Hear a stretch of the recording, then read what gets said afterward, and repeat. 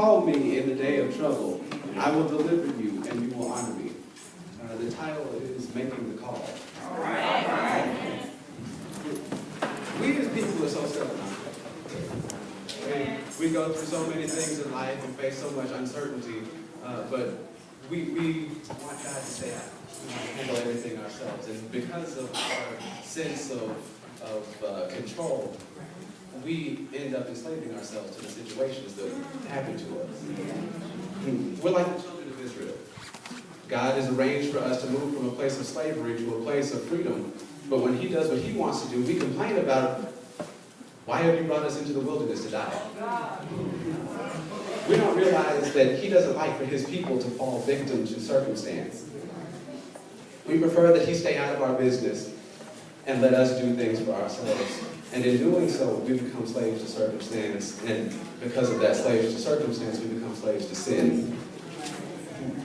We don't understand that if we can't find a way to pay the bills, put food on the table, deal with the loss of our loved ones, or changes in our social circle, that it can be not only bad for us, but it can cause the people that we love and care about and interact with on a daily basis to stumble and fall too.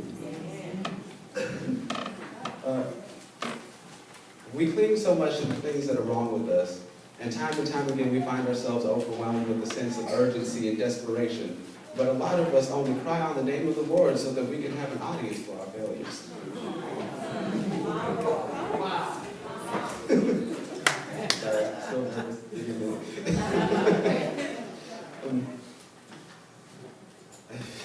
This year, in August 19th, my dad died. But it's funny, before that happened, God put it in me that I needed to get into my word more.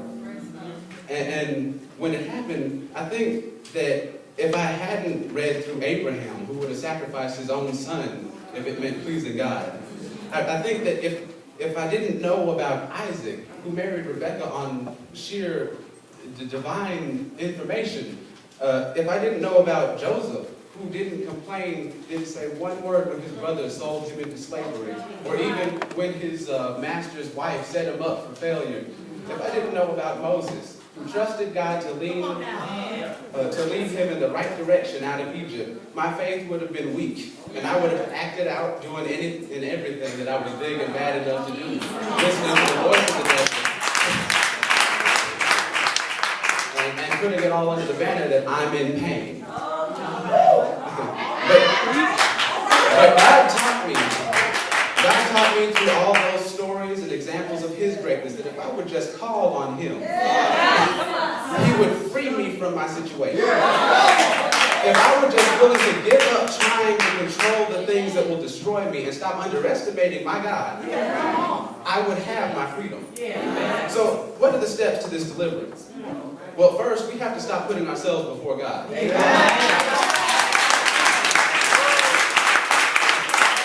It sounds like a hard one, I know, because we want to be in charge. We want to show our divine daddy that we're big kids and we can handle it on our own. That somehow he is inferior to us and cannot handle our problems for us. We develop a mindset that we're higher than God. But we have to realize that God is a jealous God. He let us know in Exodus 20:3 that we should have no other gods before him, and that includes ourselves. Second, we have to stop arguing with God. We treat him like he doesn't understand. We talk down to him like he's a kid and can't really do anything. But God is God for a reason.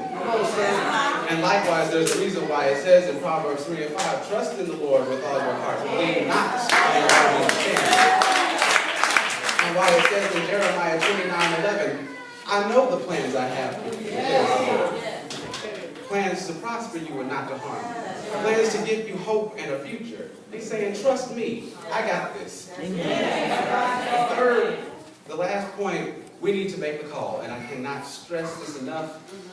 Before Christ, we had to do all sorts of things. We had to sacrifice all kinds of different animals to get an audience with God. But, see, we had our coverage, but only in certain areas. But Christ came and died so that we could have universal coverage. He's just waiting for us to make the call. Picture this. We're in the hood. We're in the hood. It's real bad out here. We're trying to get back to our part of town. We're walking down the street and a group of thugs comes up to us and forces us into an alley. They start taunting and teasing, and you know that all they want is your destruction. They call over their friends, so now the problem has grown in seriousness. While they're over there greeting each other, you take out your cell phone and you call up your good 3 friends.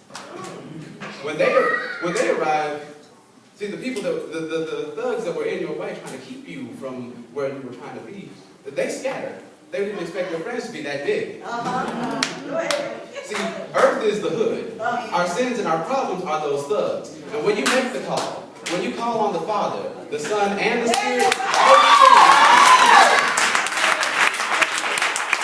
those things are holding you up to the destination that God is trying to bring you to. You'll have no choice but to stay. 2 Samuel 22:4 says, I called on the Lord, who is worthy of praise, and he saved me from my enemies. You can't pay the bills, make the call. You can't feed your kids or yourself, make the call. Your best friend is dead with your husband or wife, make the call. You lost your mother or your father or both, make the call.